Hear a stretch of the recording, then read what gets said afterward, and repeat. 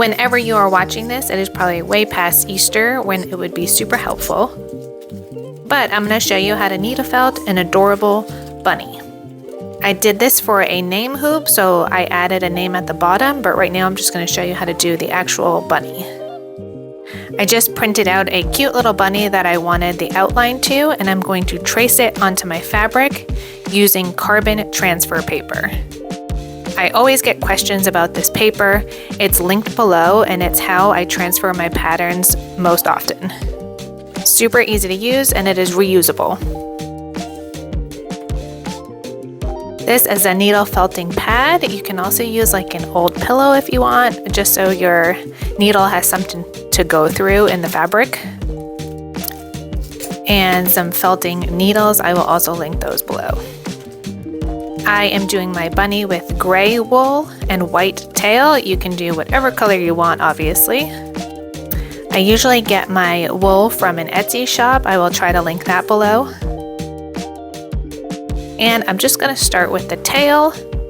I bunch up the felt a little bit here and then place it over where I want it and just start punching the needle right through that wool.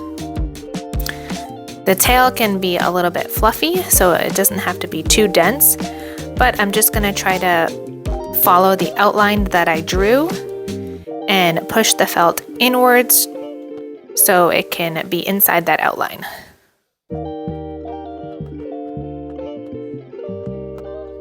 And you just keep punching your needle as many times as you want, as you think it'll stick. You can lift up your fabric a little bit just to release some of the tension and then push the wool back in more.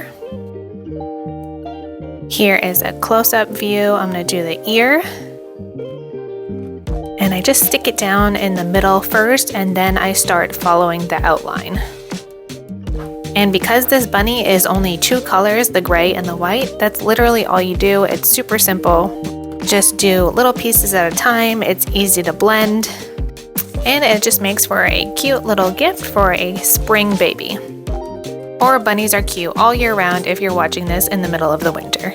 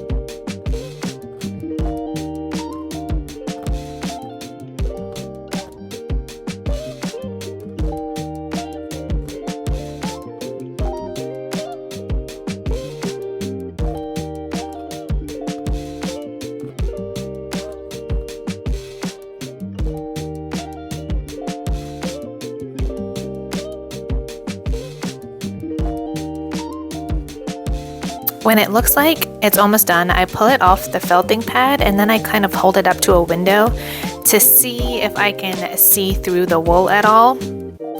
And then I'll go back and add some more wool on top so that nothing is see-through.